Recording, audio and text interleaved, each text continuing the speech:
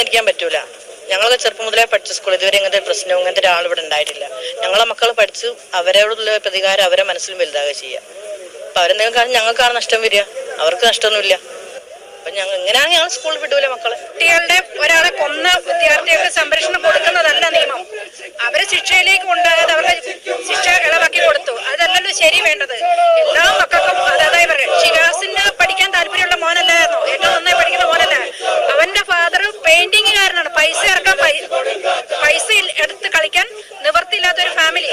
അതുകൊണ്ടാണല്ലോ ആ കൊച്ചിനെ ചവിട്ടി അരയ്ക്കാൻ നിയമം കൂട്ടു നിൽക്കുന്നത്. അത് ശരിയല്ല എന്നാ പറയണത്. എല്ലാ മക്കളും ഒരേപോലെയാണ്. മക്കളുള്ള ഏതൊരു വ്യക്തിക്കും ഷഹബാസ് എന്ന മകന്റെ മരണം ഒരു തീരാ നോവാണല്ലേ. കേരളക്കാരെ ഒന്നാകെ ഞെട്ടിച്ച ഒരു കൊലപാതകമാണല്ലേ. കുട്ടികളുടെ ക്രൈം എന്ന് നമ്മൾ പറഞ്ഞാലും അവരെ കുട്ടികളുടെ ഗണത്തിൽപ്പെടുത്താൻ പറ്റില്ല, അങ്ങനെ വിളിക്കാനും പറ്റില്ല. US, UK പോലുള്ള ചില വിദേശ രാഷ്ട്രങ്ങളിൽ കുട്ടികളാണ് തെറ്റ് ചെയ്തെങ്കിലും കുറ്റകൃത്യത്തിൻ്റെ ഗൗരവം, അതിൻ്റെ രീതികളെല്ലാം കണക്കിലെടുക്കുമ്പോൾ വലിയ ആൾക്കാരായിട്ടാണ് കുട്ടികളെന്ന് അറിയപ്പെടുന്ന കുട്ടി കുറ്റവാളികളെയും പെടുത്തുന്നത്. ആ ശിക്ഷ തന്നെയാണ് അവർക്ക് നൽകുന്നത്. പക്ഷേ ഇവിടെ ഷഹബാസിൻ്റെ കേസിൽ പ്രതികൾ എന്ന് ആരോപിക്കപ്പെടുന്ന ആ കുട്ടികൾ എന്ന് പറയുന്നവന്മാരുടെ മുഖമോ ഒരു ചിത്രമോ ഒരു ഡീറ്റെയിൽസും പുറത്തു വന്നിട്ടില്ല. നിയമം അങ്ങനെയാണല്ലോ അനുശാസിക്കുന്നത്. അവർ കുട്ടികളെന്ന് കടത്തിപ്പെടുത്തി ഒന്നും പുറത്തേക്ക് വിടാനും പാടില്ലല്ലോ, അവരുടെ മുഖമോ പേരോ ഓരോന്നും. ഷഹബാസ് ഒരു പാവപ്പെട്ട പെയിൻറ്റിങ് തൊഴിലാളിയുടെ മകനാണ്. അതുകൊണ്ടായിരിക്കുമോ ഈ കുട്ടി കുറ്റവാളികൾ എന്ന് ആരോപിക്കപ്പെടുന്ന പയ്യന്മാരുടെ ഒരു ഡീറ്റെയിൽസും പുറത്തു വരാത്തത്? ഇപ്പം നേരെ മറിച്ചാണ്. ഷഹബാസാണ് അവരുടെ സ്ഥാനത്തെങ്കിലോ അവൻ്റെ അപ്പൂപ്പന്മാരുടെ ചരിത്രം എല്ലാം ഫ്ലാഷായിരിക്കും. എല്ലാ വിഷയങ്ങൾക്കും A+ കിട്ടിയ കുട്ടികൾക്ക് പോലും ഇതുവരെ ഒറ്റ അലോട്ട്മെൻറ്റിൽ പോലും പ്രവേശനം ലഭിച്ചിട്ടില്ല +1. ആ സമയത്താണ്, ആ സ്ഥാനത്താണ് ഷഹബാസ് വധക്കേസിൽ കുറ്റാരോപിതരായ ആ കുട്ടി കുറ്റവാളികൾക്ക് +1 അഡ്മിഷൻ നൽകിയിരിക്കുന്നത്. ഇത് ന്യായമാണോ? നേരെ ചൊവ്വേ മാനമര്യാദയ്ക്കും ജീവിക്കുന്ന കുട്ടികൾക്ക് പഠിക്കാൻ പറ്റണില്ല. ഷഹബാസിനും അത് അവകാശം ഉണ്ടായിരുന്നല്ലോ, ജീവിക്കാനുള്ള അവകാശം, തുടർന്ന് പഠിക്കാനും. പാട്ടുകൾ ഒത്തിരി ഇഷ്ടപ്പെട്ടിരുന്ന, പൈലറ്റ് ആവാൻ മോഹിച്ച ഷഹബാസ് ഇതൊക്കെയോ ആയിത്തീരാനുള്ള ഇവരാൽ കുഴിച്ചു മൂടപ്പെട്ടില്ലേ ഷഹബാസിൻ്റെ എല്ലാ അവകാശങ്ങളും ആഗ്രഹങ്ങളും. കേരളക്കാരുടെ നെഞ്ചിൽ ഇന്നും തീരാ നോവായി തന്നെയാണ് തുടരുന്നത്. കുറ്റാരോപിതരായ ആ കുട്ടി കുറ്റവാളികളുടെ ഫോൺ സംഭാഷണങ്ങളൊക്കെ ന്യൂസിൽ കൂടെ പല ചാനലിൽ കൂടെ കേട്ടായിരുന്നു. ലവലേശം ആ കുട്ടികൾക്ക് കുറ്റബോധമില്ല.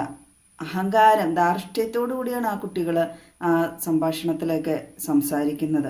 ഇങ്ങനെയുള്ള ആ കുട്ടികൾക്ക് സ്കൂളിലൊക്കെ അഡ്മിഷൻ കൊടുത്ത് പഠിപ്പിച്ചൊക്കെ പെട്ടിട്ടുണ്ടെങ്കിൽ എന്തായിരിക്കും സ്ഥിതി ഭാവിയിൽ? മറ്റുള്ള കുട്ടികൾക്ക് ആ സ്കൂളിൽ പഠിക്കണ്ടേ? ആ കുട്ടികൾക്കൊക്കെ പേടിച്ചിട്ട് അവിടെ പഠിക്കാൻ പറ്റുമോ?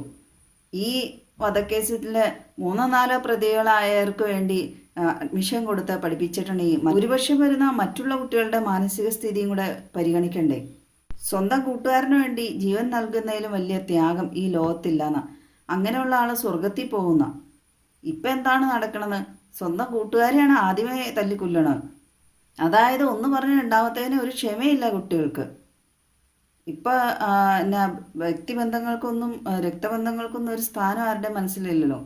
ഈ കുട്ടികളുടെ സിനിമകളുടെ സ്വാധീനമോ എന്തൊക്കെ ആയിരിക്കാം. ഇവരെ ഇപ്പോഴേ സ്കൂളുകൾ തമ്മിൽ അല്ലെങ്കിൽ അങ്ങനെ ഇങ്ങനെ എന്തെങ്കിലും കാര്യം പറഞ്ഞ് ചേരി തിരിയാണ് കുട്ടികൾ. ഗാങ്സ്റ്റേഴ്സാണ് കുട്ടികൾ ഇപ്പം ആയിട്ടാണ് വളർന്നു വന്നുകൊണ്ടിരിക്കുന്നത്. അന്നേരം പിള്ളേർക്ക് അങ്ങനെ ഗ്രൂപ്പ് തിരിയുമ്പോൾ പിള്ളേർക്ക് എന്തോ ആവേശമാണ്, അതിലെന്തൊക്കെയോ വലിയ ആൾക്കാരായി തീരാനുള്ള എന്തൊക്കെയോ ആണ്. പ്രതികളെന്ന് ആരോപിക്കപ്പെടുന്ന ആ കുട്ടികൾക്ക് തുടർ പഠനം നിഷേധിക്കാനോ അവരുടെ വിദ്യാഭ്യാസപരമായ കാര്യങ്ങൾ തടസ്സപ്പെടുത്താനൊന്നും പാടില്ല എന്നാണല്ലോ.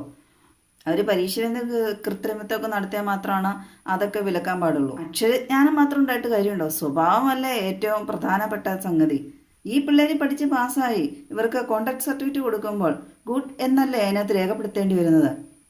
ഇത്രയും ക്രിമിനലായ കുട്ടികൾക്ക് എങ്ങനെ ഗുഡ് എന്ന സ്വഭാവ സർട്ടിഫിക്കറ്റ് കൊടുക്കാൻ സാധിക്കും? അത് ന്യായമായ കാര്യമാണോ? കുട്ടികൾ പോലും ധരിച്ചു വെച്ചിരിക്കുന്ന ഒരു തെറ്റിദ്ധാരണ എന്ന് വെച്ചിട്ടുണ്ടെങ്കിൽ കൂട്ടമായിട്ട് ഒരാളെ ആക്രമിക്കുകയോ അയാൾ മരിച്ചു പോവുകയോ ചെയ്യുന്നുണ്ടെങ്കിൽ പിന്നെ അവർക്കെതിരെ കേസൊന്നുമില്ല, കൂട്ടാക്രമണമാണല്ലോ. ശരിക്കും പറഞ്ഞാൽ ഓരോ വ്യക്തിക്കും അതിനെതിരെ കേസുണ്ട്. ഇപ്പോൾ പകുതി കാര്യങ്ങൾ പിള്ളേർ മനസ്സിലാക്കിയോ ഇല്ലയോ, പക്ഷേ പിള്ളേർക്ക് വീട്ടിൽ നിന്നുള്ള സപ്പോർട്ടൊക്കെ കിട്ടണോണ്ടാണ് അവർ കൂടുതൽ ഇങ്ങനെ വഷളായ രീതിയിലേക്ക് സ്വഭാവം മാറ്റിക്കൊണ്ടു പോകുന്നത്.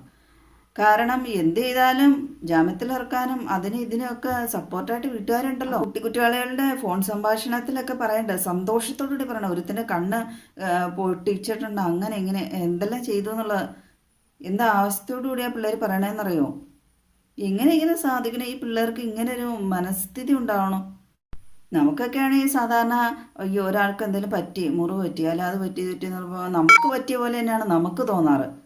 ഇപ്പോഴത്തെ കുട്ടികൾക്കോ അവർക്ക് അവരെ തന്നെ അവർ സ്നേഹിക്കുന്നില്ല, പിന്നെ എങ്ങനെയാ മറ്റുള്ളവരെ സ്നേഹിക്കാൻ കഴിയണേ? വളരെ നാളുകളായി പ്ലാൻ ചെയ്താണ് ഇവരിത് ചെയ്തത്. കാരണം കുറേ നാൾ മുമ്പ് നടന്ന ചെറിയ പക മനസ്സിൽ കിടന്ന് അത് വലുതാക്കി ഇവർ നഞ്ചക്കൊക്കെ എടുത്തുകൊണ്ട് പോയി കൊല്ലാൻ വേണ്ടി തന്നെ ആയിരിക്കും. നഞ്ചക്കും കൊണ്ട് ആ കൊച്ചിൻ്റെ തലക്കെട്ടടിച്ച് ആ കൊച്ച് ഇഞ്ചിഞ്ചായി വേദന സഹിച്ച് മരിക്കാൻ മാത്രം എന്ത് വലിയ തെറ്റാണ് ആ കൊച്ചു ചെയ്തത്. ഷഹബാസ് പാവപ്പെട്ട വീട്ടിലെ ആയതുകൊണ്ട് ഷഹബാസിന് എന്ത് ചെയ്താലും ചോദിക്കാനും പറയാനും ആരും ഇല്ല എന്നുള്ള ഒരു ചിന്ത കുറ്റാരോപിതരായ ആ കുറ്റവാളികൾക്കും അവരുടെ വീട്ടുകാർക്കും അവർ സപ്പോർട്ട് ചെയ്യണവർക്കും ഒക്കെ വന്നിട്ടുണ്ടാവുമായിരിക്കും. പ്രതികളുടെ ജീവന് ഭീഷണി ഉണ്ടെന്നുള്ളതൊക്കെ വക്കീൽ ബുദ്ധിയായിരിക്കും.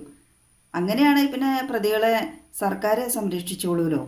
ഈ കുറ്റവാളികളെ പോലെ തന്നെ എത്ര കൊല്ലം ഇനി ജീവിച്ചിരിക്കേണ്ട ഒരു വ്യക്തിയായിരുന്നു ഷഹബാസ്. അവനും ഉണ്ടായിരുന്നല്ലേ സ്വപ്നങ്ങളും ആഗ്രഹങ്ങളും, വീട്ടുകാരും സുഹൃത്തുക്കളും ഉറ്റയരും ഉടയരും ഒക്കെ. ഷഹബാസ് മരിച്ച ശേഷം എന്ന് പറഞ്ഞ ഇട്ടേക്കണ ഒരു ഓഡിയോ ക്ലിപ്പൊക്കെ കേട്ടിട്ടുണ്ടെങ്കിൽ ആ പയ്യനൊക്കെ അതിനകത്ത് സംസാരിക്കണ കേട്ടാൽ ഷഹബാസ് കുറ്റക്കാരനായിരുന്നു എന്ന് വരുത്തി തീർക്കാനുള്ള ഒരു ശ്രമമൊക്കെ ഉണ്ട്. എന്തുകൊണ്ട് മരിക്കണതിന് മുമ്പ് വോയിസ് ക്ലിപ്പ് വന്നില്ല എന്നുള്ളത് വേറൊരു ചോദ്യം. അതും രക്ഷപ്പെടാൻ ഓരോ ബുദ്ധികളോ ഉപദേശിച്ചായിരിക്കേ. ജീവന് ഭീഷണി വേണ്ടെന്ന് ഓരോ നുണകളോ പഠിച്ചു വിട്ടിട്ടുണ്ടെങ്കിൽ പിന്നെ അവരുടെ സംരക്ഷണം സർക്കാർ ഏറ്റെടുത്തോളൂല്ലോ. ഇപ്പം അവർ ഒരു തട്ടും തടവൊന്നും കൊള്ളാതെ സുഖമായിട്ടാണല്ലോ ജീവിച്ചുകൊണ്ടിരിക്കുന്നത്. ഈ കുറ്റവാളികളുടെ ലക്ഷ്യം നിറവേറ്റി ഷഹബാസ് ഇപ്പം ജീവനോടെ ഇല്ല, പകരം അവരുടെ ജീവനെ പൊന്നും വില. എന്താ ഒരു അവസ്ഥ അല്ലേ? ശക്തമായ നിയമങ്ങളുണ്ടെങ്കിൽ കുറച്ചൊക്കെ കുറവാവില്ലേ ഇതുപോലത്തെ കുറ്റകൃത്യങ്ങൾ കുട്ടികളിൽ? അന്നത്തെ കാലത്ത് പറഞ്ഞാൽ കുട്ടികൾ ഇത്ര കുറ്റകൃത്യങ്ങൾ ചെയ്യണില്ല, പിള്ള മനസ്സിൽ കള്ളമില്ല എന്നല്ലേ, കുട്ടികളായിട്ട് തന്നെയാണ്. അതുകൊണ്ടായിരിക്കും ഒരു പക്ഷേ ജുവനൽ ജസ്റ്റിസ് ആക്റ്റൊക്കെ സാധാരണ പോലെ കുട്ടികൾക്ക് പറ്റിയതാക്കി വെച്ചത്. പക്ഷേ ഇപ്പം അങ്ങനെയല്ലല്ലോ.